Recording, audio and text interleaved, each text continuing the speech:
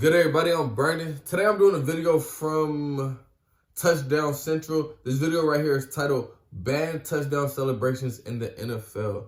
Y'all requested it. Don't trip, you know I got y'all. Y'all said, Brandon, more basketball, more football, more sports reactions. And I'm like, why not? I fucking love sports. Sports are fire, bro. As you can tell, I'm a little bit in the clouds. I'm enjoying myself. Let's enjoy this video. Yeah, ban touchdown celebrations.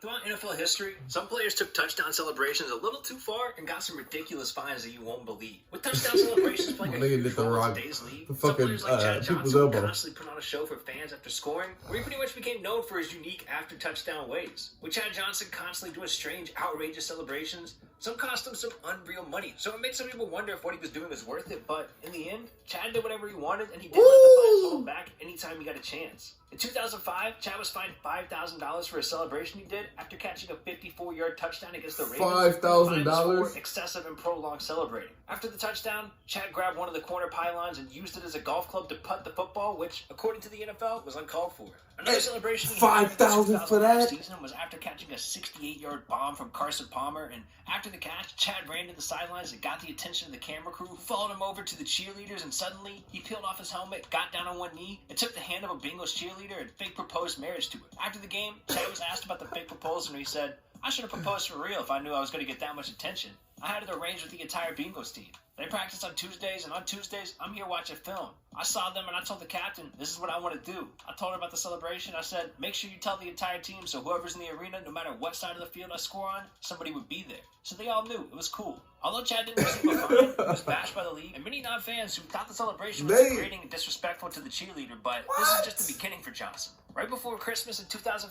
The cheerleader was cool with it. Niggas be tripping, bro. Shortly after his golf putt and fake proposal, he decided to plan a crazy celebration that was going to shock the entire NFL. During the Bengals Christmas Eve game, Chad talked about his plan, saying, "On the highway, I hit a deer. I kept him. He's at home in the garage. I'm going to use him for the celebration." What? He tried to suspend me for the last game, but I think this one's worth it. But this Saturday, I'll be back to my old self. You can look forward to the celebration being part of something that has to do with Christmas. Oh, shit. I might get in trouble, so I might as well let that out now. I might get in trouble for what I'm going to do, but it's worth it. This is going to be the greatest celebration of all time, and I actually use an animal. As crazy as this celebration plan sounds, Chad was being serious, and many people wanted him to follow through just to see what he was actually going to do. After hearing lots of advice from people about the potential backlash he could get from doing something so crazy, he decided not to do it, which could have been a career-saving decision. In July 2012, just a few weeks after changing his name to Chad Ochocinco, in a game between the Bengals and Lions, Chad scored a touchdown and ran over to the bench and put on a poncho and sombrero that he brought prior to the game. The outfit was to match the new persona for Ochocinco, and as he got to the bench, he threw the gear on and walked around for a bit, showing off his new look and name. After the 23-13 win over the Lions, Ochocinco was fined $30,000 for the celebration with the poncho and sombrero, but it didn't seem like Ochocinco was too worried about it. He said, "That's okay. They keep jacking him up. I'll keep jacking up the celebration." He set aside $100,000 in 2012 to pay for celebrations. This much money could easily be spent. He set aside $100,000 just to pay for a celebration. He was like, all right, yeah, this is going to be a lot, so that's hilarious. More productive things. But Chad spoke about how money isn't that big of a deal to him when he said, "I play to have fun. I don't play for the dollar amount." Maybe that's why they take so much money, because they think we play for the money. Maybe they'll get the point. I play to have fun, not for the money. Come on now. What are you going to suspend me for? Having fun? Hey, that's I'm not that bad. Breaking news. Chad Ochocinco suspended for too many celebrations. How would that sound? I'm not hurting anybody. I'm very respectful with everybody I play with. With Randy Moss being known as an all-time great receiver, he was also famous as a player to go over the top with celebrations. One of the most notable came during his time with the Vikings. As we all know, the Packers and Vikings were a strong rivalry, so the matchups were always heated. During a matchup between Green Bay and Minnesota, Randy Moss actually mooned the Packers fans in the crowd after scoring. During 2005, he didn't really moon them. Matchup between the Packers and Vikings, Randy Moss caught a 34-yard touchdown, which put them up 30-17 late in the fourth quarter. After the touchdown, Moss ran over to the side of the goalpost and pretended to pull his pants down and moved the crowd, which announcer Joe Buck called a disgusting act. What? That's hilarious. $10,000 for the excessive celebration. Moss Bro, never that's addressed the fucking fine, but hilarious. a few years ago, a reporter brought up that day to him, and Randy finally talked about it, saying, "I didn't know I was really going to get that type of negative attention, or of course I wouldn't have done nothing like that. No, I've never done nothing like that in my career, but it's not like I'm pulling my pants down or anything like that. But like I said, if I had to do it all over again, I wouldn't change it." Now, Terrell Owens is yet another legendary player to make this list. And yeah, he's an all-time great receiver, but his touchdown celebration celebrations also caught a lot of attention. In 2007, after the Patriots were caught cheating by spying on other teams' practices and other confidential things, Terrell took it upon himself to make fun of the Patriots during a win over the Dolphins. After catching a touchdown,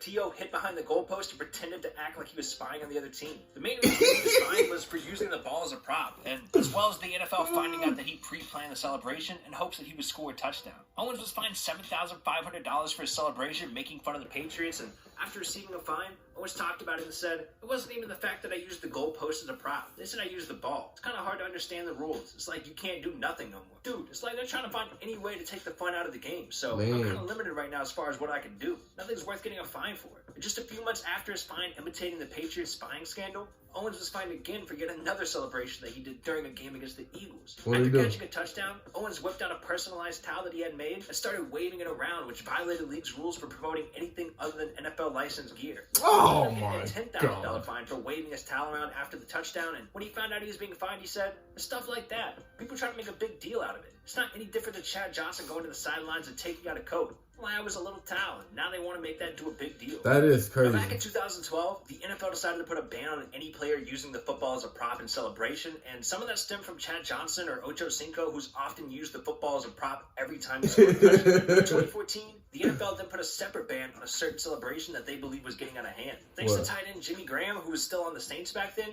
he scored against the Falcons and slam dunked the football so hard on the goalpost that it completely bent the metal. Thankfully for Jimmy, the Lambeau Leap, which is a celebration burned into the Packers' history, will still remain a legal celebration, but the vice president of officiating talked about the recent bans on celebrations and said, "We grandfathered in some, the Lambeau Leap and things like that, but dunking will come out. Using the ball as a prop or any object as a prop, whether that's the goalpost, crossbar, that'll come out, and that will be a foul next season." Hall of Famer tight end Tony Gonzalez loved to do the dunking celebration in game, and he was one of the original entrepreneurs for in-game celebration. And this dunking rule was put into place right after he retired, and when he heard about the news, he tweeted and said, "The NFL says no more dunking over the goalpost. This one I don't understand. Looks like I got out just in time." But many that don't make sense to me either. Celebration, including recently retired Calvin Johnson, who not only did it plenty of times, but after they put the fine in play and tried to ban the celebration, he even came out and said, "I'm still going to dunk. I just won't touch the rim," referring to the goalpost. NFL Commissioner Roger Goodell commented on the entire situation a few years ago and felt that any celebrations delaying the game whatsoever would be against the rules, and this dunking one had to go because of the damage and delay it could in fact cause. But the statement said dunking falls under that category because of the possibility that the goalpost could be dislodged and require repairs.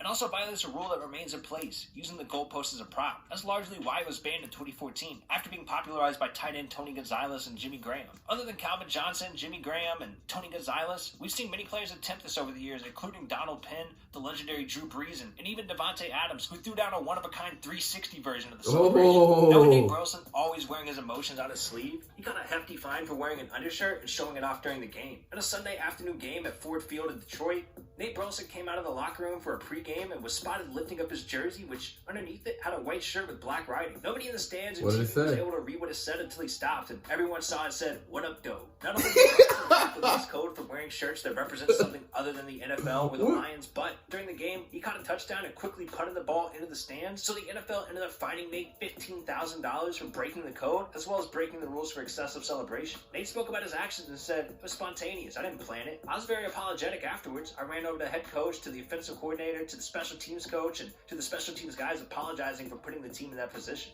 And with Antonio Brown being a main topic of conversation around the league recently, we've forgotten about AB being fined for nearly 6 figures back in 2016 due to a touchdown celebration. Just a few months after a huge fine for twerking in the end zone, Brown was fined for a choreographed celebration that he and LeVon Bell had planned in case one of them scored. During the Thanksgiving night celebration, he was fined $24,000 for his role in the dance, and Bell was fined $12,000 for his participation. Brown's fine was much larger since he was a repeat offender. He was fined almost $50,000 earlier in the year. Steelers quarterback Ben Roethlisberger spoke about the dance that his star receiver and running back did, and he said, "He knows. We all know. Coach Tomlin brought it up yesterday. That is a huge penalty, and we can't do that. We put our kick coverage team in a bad situation, and we can't have that. And AB knows that." In week 1 of the 2016 season, Antonio Brown caught a touchdown against the Redskins and instantly put his hands on his knees.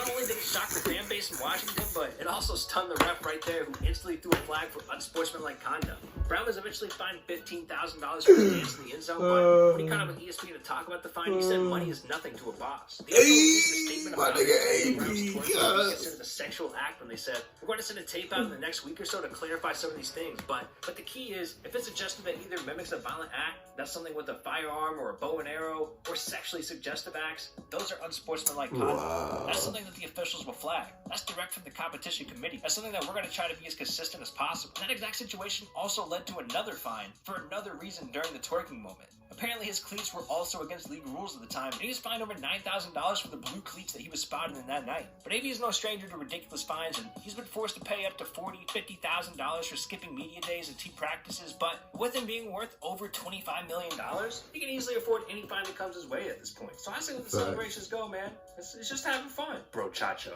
Shout out to the homie Touchdown Central. Great video, man. Hey, some of these fines are crazy, though. They for real just out there having fun. They doing what they love to do, having fun. They in the moment, they can start twerking. That's hilarious, man. Let me know your thought down in the comments. Don't forget, like, comment, subscribe. See y'all next time. Peace.